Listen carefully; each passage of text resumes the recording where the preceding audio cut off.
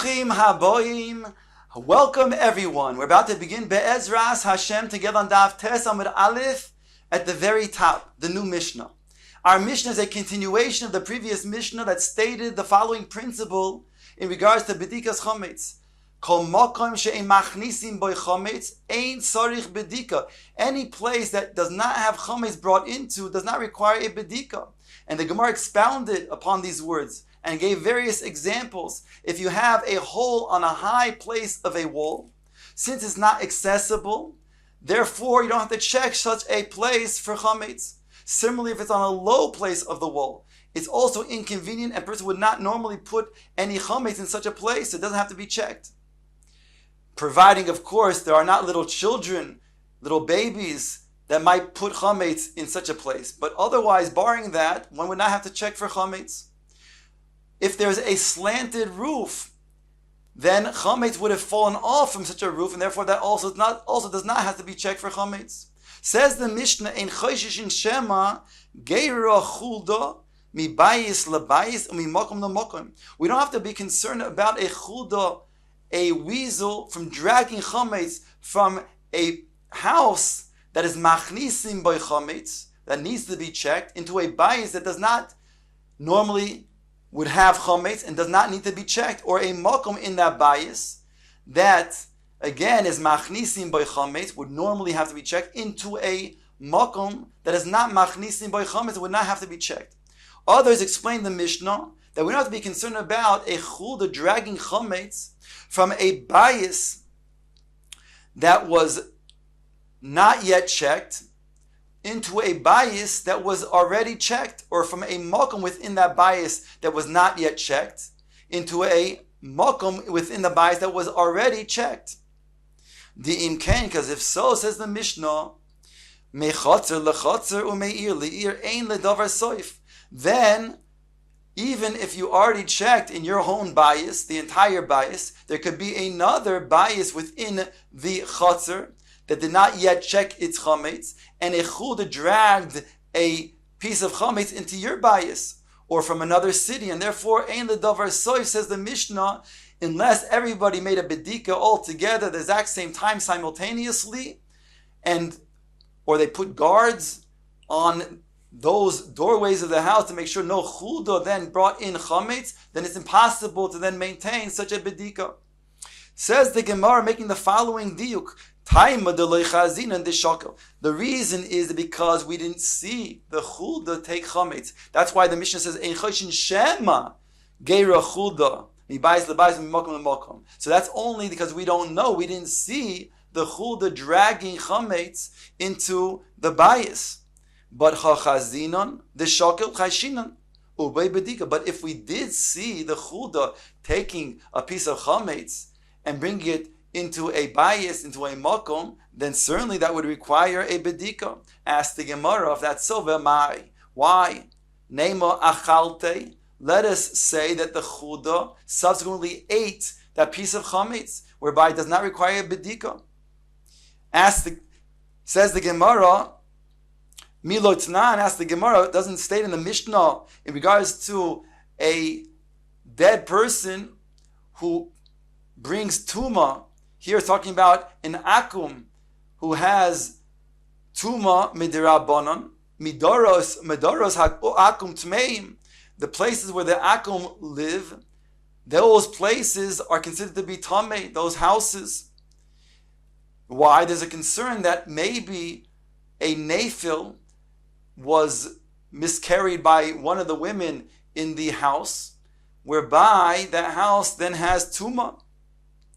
V'kamo yishe b'mador v'amodor tzorich bedika. How long does the akum have to remain in the house so that it would require a bedika and be checked that there's no corpse, there's no nafil that was buried into this house?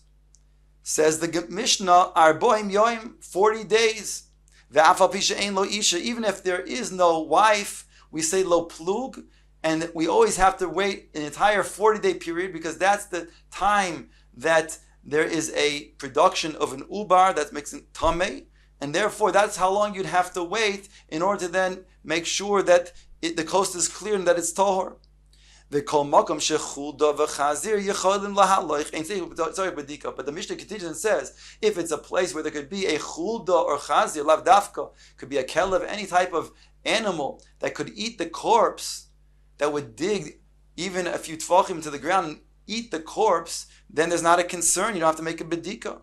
So ask the Gemara over here, why are we saying you'd have to make a bedika if the chulda took the chametz? Let us suggest that the chulda ate it, and therefore it's not requiring a bedika. There, in the case of oyalois, there it's talking about basar, it's a fetus, it's talking about a nephil. There the animal would go ahead and eat it. But over here by lechem, who's to say it'll eat it? The basar lo mishayre, but lechem mishayre. When it comes to basar, then it would eat the entire basar, whatever it was there. But when it comes to lechem, it may remain, it may leave some of the lechem, some of the chametz, and therefore you'd have to make a bedika. Omar Rava said, "Hi Mai, what kind of comparison is this?" Bishlam Mahasam over there, in regards to oyalois, Amor Hava, Amor Lehava. There's a suffix whether there was a nephil or not. Even on the tzad that you would say that indeed there was a nephil there that could perhaps then be there and metame the house, so then we can say that perhaps it was eaten. But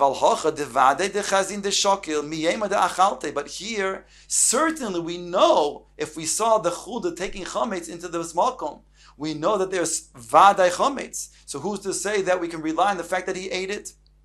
Have a suffix uvaday.